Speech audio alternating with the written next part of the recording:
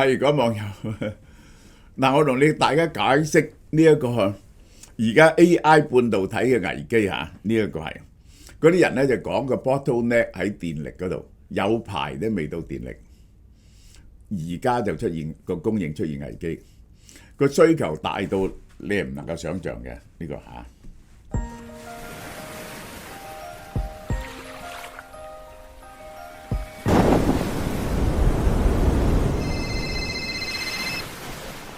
喂，阿媽，屋企火燭，我依家即刻翻嚟。點解男人咁膚淺？唔通我只係腳粗啲，就注定要無伴終老，孤獨一生？好啦，又賣我介紹呢隻叻嘅咧腿線養成配方，解決腿部球腫。每日2粒，韓國月子中心使用，無刺激成分，去水腫、通氣血，我嘅自信都翻晒嚟。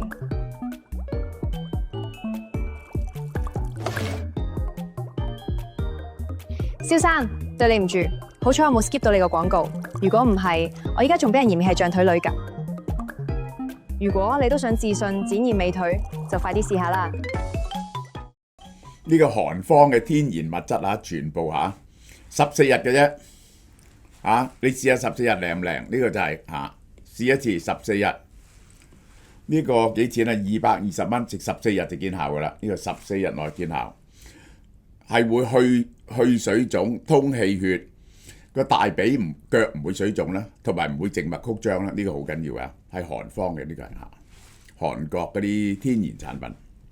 三星平澤廠醞釀大規模罷工，喂，幾乎係冇得掹咁滯啊！呢個係呢單嘢係4月23日4萬人集會，試過三星試過罷工係1萬人，呢次4萬人。三星電子歷來最大規模嘅抗爭，平澤廠就係做 HBM 嘅。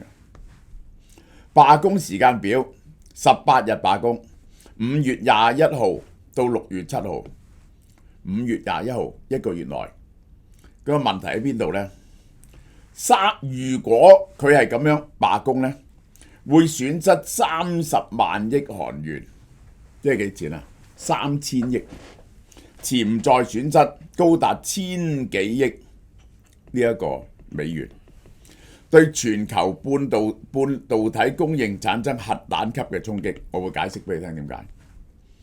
工會3大核心訴求：加薪7%，取消花紅上限。佢花紅有個規矩嘅，只可以派到幾多個月。佢而家呢，因為呢嗰個半導體賺太多錢啦，咁佢要取消呢個上限，分配公司15% 嘅利潤，間公司賺嘅15% 先拎出嚟。呢個呢係海力士有心害佢嘅，海力士就派咁多錢。然後海力士咧就叫緊三星啲人，三星啲人咧就走去海力士嗰啲核心工程師。早一日海力士宣布業績，即係咧好到你唔信嘅。由於 HBM， 我係第一個講 HBM 嘅人啊，我差唔多持續講 HBM 講咗年幾嘅，呢個係講 GPU 就一定要識 HBM。海力士交出爆炸性業績，鞏固 AI 霸主嘅地位。海力士最新一季營收 sales 增咗2倍，1蚊變咗3蚊，純利增加咗5倍，盈利增加咗5倍。嗱，我哋睇下海力士嘅走勢，呢度咧一路都係佢幾多錢咧？呢度我諗係10萬到啦，10萬到啦，呢幾年一路都係10萬到，去到呢度咧有啲波動下。開始有啲 HBM 嘅需求，咁咧就去到2026年，今年咧就去到60萬，今年到而家 double 咗。我喺呢度叫大家買嘅，我喺呢度叫大家買嘅，係300蚊歐羅到，而家琴日710幾蚊歐羅。如果你由1年嚟計咧，大約起咗5倍到啦，呢個係呢一季佢淨賺幾多錢呢？我講出嚟都好笑，你都唔信。250至280億美金，佢仲增長緊。喂，呢個真係犀利，250億至280億美金，今年咧會賺1200億美金，1萬億港紙。呢間公司賺1萬億港紙，全年目標超過1000億美金，啊，一定超過1200億美金。世界上年賺超過1000億嘅公司咧，只係得5間。嗱，呢間係錯咗嘅。NVIDIA 咧剛啱計4季咧，剛啱過到1000億。之前咧就只有 Google、蘋果、Microsoft 呢個沙地亞美加埋油價，呢個因為油價上落睇嘅啫。就係呢幾間公司跟住落嚟，就係只係得海力士。海力士咧賺72%，嗰個純利率高過 NVIDIA 嘅60%，係供應鏈最賺錢嘅一環。呢個係超級線喎，呢個係。咁但係佢嘅市值幾多錢咧？佢賺超過1000億美金，佢而家嘅市值咧係5000幾億美金。普通嚟講咧，賺1000億美金以上嘅公司咧，都係3-4萬億以上嘅。呢個係我而家佢6-7千億，平到你唔信。三星今年第一季嘅業績同樣咁誇張㗎嚇，呢個係佢嘅營收係980億美金，按年升68%，營業利潤57.2萬億，增加咗9倍。佢舊年好大鑊，但係佢嘅純利咧低過海力士啊，佢達唔到1000億美金。海力士嘅純利咧係高過台積電1倍以上，但台積電嘅股價咧就貴佢倍幾啊！台積電咧就去到萬幾億美金，台積電咧係賺500-600億嘅啫，佢咧係大過台積電。三星員工嘅花紅得海力士嘅1/3，於是咧就罷工，一係就罷工，一係就跳槽。三星點解唔俾咁多花紅佢哋咧？因為海力士就係做記憶體嘅，冇所謂。三星咧係有記憶體、有手機、有代工3大部門。佢嘅電子係代工係蝕本嘅，手機賺少少錢，係靠記憶體賺。記憶體如果俾咁多花紅，大家做電子、手機代工部門啲人點呢？係咪會罷工啊？佢哋呢個係三星嘅問題喎。好啦，我哋再講下 HBM 嚇 AI 時代呢個新石油，其實你唔可以叫佢做新石油，係一樣必須嘅嘢。高頻寬記憶體成為 AI 計算不可缺嘅核心資源。嗱，我解釋俾大家聽。喺一粒 GPU 入邊咧，佢咧就用呢個叫做 CoWoS， 將佢咁樣釘咗落個底板度。佢咧呢個咧就 HBM 係負責個極寬頻記憶。佢咧不停，佢呢個咧係做等於係主菜 GPU。佢係咁嘅，一粒 CPU，幾粒 GPU， 然後 HBM， 然後 Neuralink 負責互聯嘅，擺咗落一粒大嘅晶片度。佢哋咧就釘咗落呢個底板度。於是佢哋好似個互聯咧，好似喺同一個晶片一樣咁快。你要明白呢樣嘢。CPU 咧負責指揮呢一粒晶片點樣運作嘅。呢一個 GPU 咧負責計算，因為佢係好多個單元嘅 parallel processing。Neuralink 咧係負責同人哋互聯嘅技術嘅。HBM 係乜嘢咧？呢個好似個大廚咁樣樣。呢個人咧就係負責遞菜俾佢嘅。佢首先有好多菜喺度，亦都有好多條通道。如果唔係咧，你千軍萬馬過獨木橋冇意思啊！寬頻咧就即係好多條八車道，可以啲資料運出嚟，煮完運翻走，所以叫 HBM。然後咧佢就要有好多嘅菜喺度，如果唔係趕唔切運入去嘛。而家咧就12層，就嚟去到16層啊 HBM。如果冇咗呢一個寬頻同埋呢個咁多嘅咁近嘅 memory 喺度咧，呢個咁貴嘅 GPU 咧就變咗坐喺度等啊！個計算能力咧就發揮唔到，所以一定要 HBM。HBM 嘅市場呢個整體嘅市佔率呢個係呢個唔係咁啊！呢個將近60%，呢個海力士將近60%。呢個美光咧未曾做到 HBM4，佢只係做緊 HBM32啫。啊！喺呢一個最新嘅一代，呢一個最新一代 Vera Rubin 入邊咧嘅 GPU 入邊咧，就係要用 HBM4。HBM4而家咧係70%單係海力士嘅，30%係三星嘅。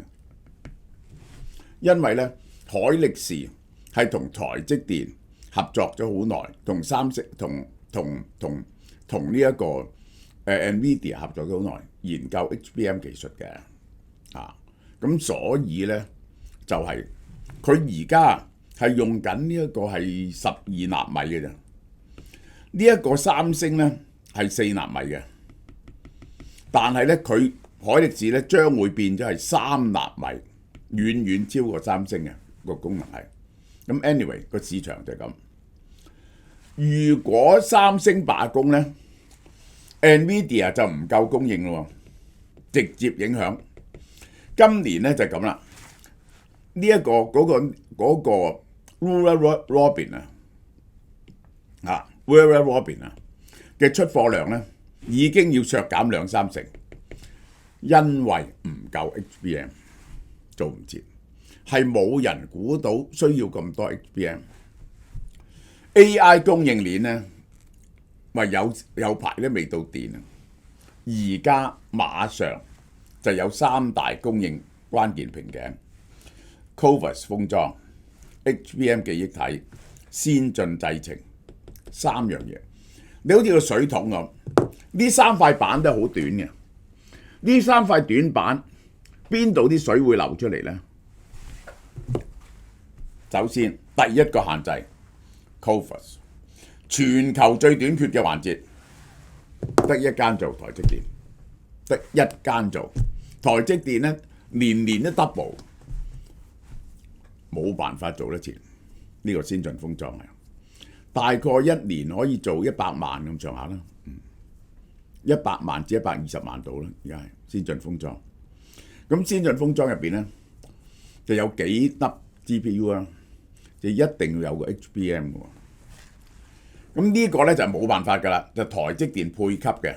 其實咧，永遠呢兩樣嘢咧 ，CoWoS 同埋呢一個 HBM 咧 ，NVIDIA 咧係 book 咗60%，其他40%俾你啲人分。所以咧，你講你哋好生意都冇意思嘅，因為咧你冇產能，你交唔到貨，你根本交唔到貨。台積電嘅產能啊，係俾佢包咗60至65%，所以 TPU 買多啲冇意思，佢都要用一啲 HBM， 呢個冇意思。HBM 咧呢一個就係嗱 HBM 咧，你可能係上一代嘅 Blackwell 咧係用 HBM3E， 咁咧三星就有份。全世界得3大供應商。另外做 DRAM 嘅咧，仲有啲廠嘅，仲有啲廠嘅，譬如呢個長鑫存儲啦，咁但係咧就好細嘅，呢3間咧係打到人哋咧完全唔能夠存在。台灣有2間，有一間細廠叫南亞科，都係做 DRAM 嘅，但呢3間咧係佔咗90%，但係唔係 HBM 咧。100% 係呢3間做嘅，其他人唔識做，好難嘅。將佢搭埋一齊咧，要穿啲窿咧，嗰啲窿咧係當然係納米級㗎啦，幾大鑊。將佢連埋一齊穿線，所以咧係得呢3間，係呢3間。咁咧就係前年啊，佢哋嘅生意仲係唔好嘅喎，因為咧個記憶體嘅價錢大跌，因為疫情嗰幾年咧記憶體炒到好高。佢哋擴咗張咗，跟住嗰啲消費電子賣唔到，大跌，佢哋都蝕到阿媽都唔認得。而家咧就逆轉咗，因為早幾年咧蝕本咧，佢哋就唔敢擴中間廠，咁所以而家咧就冇產能。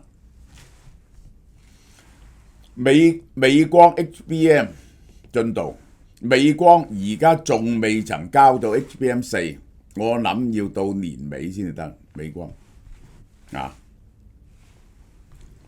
第三樣嘢，第一個叫 CoWoS， 第二就係 HBM， 而家大家都一定要識嘅呢啲嘢 HBM。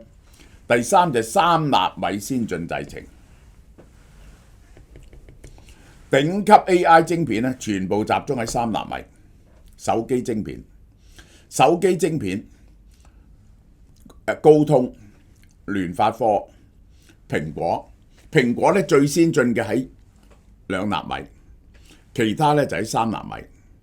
3納米手機晶片以前咧係大晒嘅，而家唔係。而家台積電嘅產能啊，已經去到20幾個%係3納米。你少過3納米咧，你好難同人競爭嘅。其實冇乜嘢嘅4納米嘅，其實就係5納米、3納米。所謂嘅4納米咧，係改進嘅5納米嚟啫。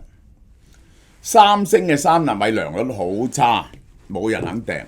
佢話佢得40%啊，佢號稱有50%，但係呢個良率咧 fluctuate 得好犀利，好唔穩定。台積電係幾多啊？台積電90%，逼晒落台積電，你 book 唔到3樣嘢，你都 book 唔到。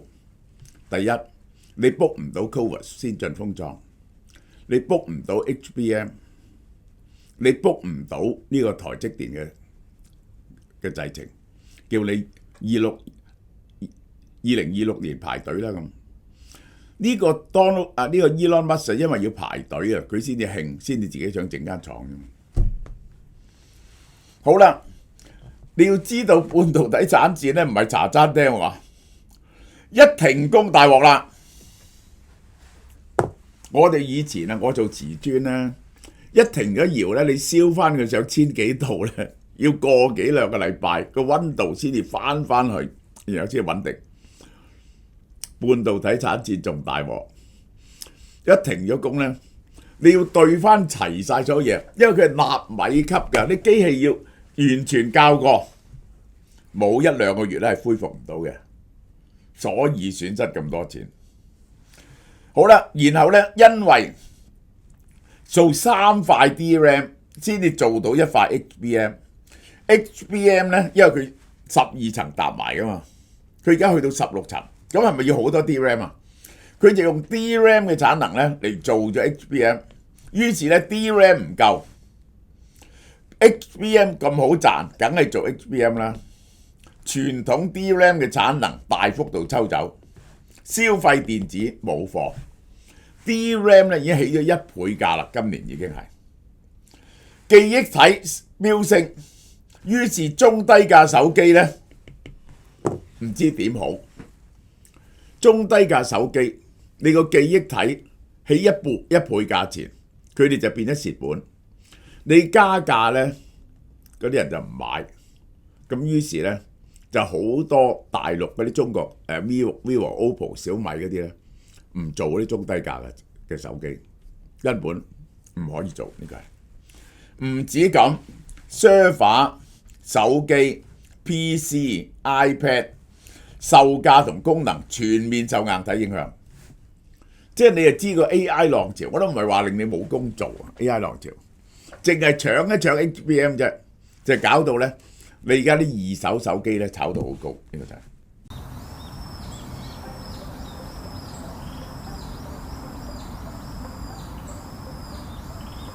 阿叔，你個 call 勁到咁，係咪日日都操成幾個鐘㗎？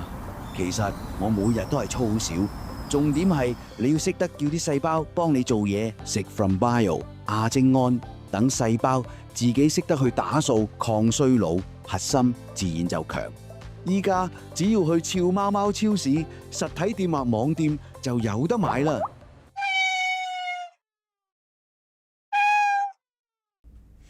呢個亞精胺呢個電子消費券3000蚊送乜嘢咧？雙重免疫益生菌亞精胺呢個就係有亞精胺送喎，5000蚊就送呢一個媽咪 and daddy 呢個超素臨界點，呢個葵花籽油保濕健面凝膠，韓國 From Bio 心血角落5000蚊，呢個係亞精胺嚇，呢個係就係細胞自噬理論。呢個咧係呢2年先發現出嚟嘅藥嚟嘅，亞精胺係喺人類嘅精子嗰度發現咗，咁咧就係可以令到你產生個細胞自噬嘅作用，好似花食禁食一樣嘅，絕食斷食一樣嘅，呢個就係呢個就係阿邊個大力推介嘅嘢。其實我就建議大家咧，一個禮拜最好有2日唔食嘢，係好過16-8嘅，有2日唔食嘢。咁就288蚊啊！呢個第一盒9折，第二盒7折，但係買3000蚊咧有得送俾你嘅。OK， 端午就嚟啦，最期待嘅就係嗰種清香嘅粽葉味，為大家準備咗香港製造、誠意滿滿嘅大煮系列傳統端午粽。無論係鹹鮮濃郁嘅肉粽，還係清甜軟糯嘅鹼水粽，都能夠滿足大家嘅味蕾。台灣傳統粽、家鄉古早套裝，堅持傳統工藝，每一道工序都係一絲不苟。五花腩經滷水汁慢燉到入味，口感醇厚。糯米要預早用滷汁醃製，自帶飽滿香味，再包裹花生、眉豆、菜脯、冬菇、栗子、竹筍、紅葱頭呢啲豐富配料，配搭鹹蛋黃，入口即化，層次分明，令人一試難忘。早鳥優惠88蚊2隻原價116蚊。至尊惠州粽真味禮讚套裝，特色係在於加入毛皮綠豆，巧妙地提升咗糯米嘅清幽香氣，秘製滷水五花腩肉，鬆化香嫩，配上特大嘅鹹蛋黃，濃郁嘅豐富層次，令人忍唔住一口接一口。早鳥優惠88蚊2隻，原價116蚊。棗蓉鹼水粽暖心遵選套裝，採用鹼水處理糯米，打造出極致 Q 彈嘅口感。內餡特別選用金絲棗製成，棗蓉質地細嫩，甘甜而不膩。早鳥優惠價只需78蚊2隻，原價96蚊。4月17號起，網上及門市都接受預訂，攞貨日期6月9號起，數量有限，湊完即止嚇。大家為家人送上一份傳統嘅滋味。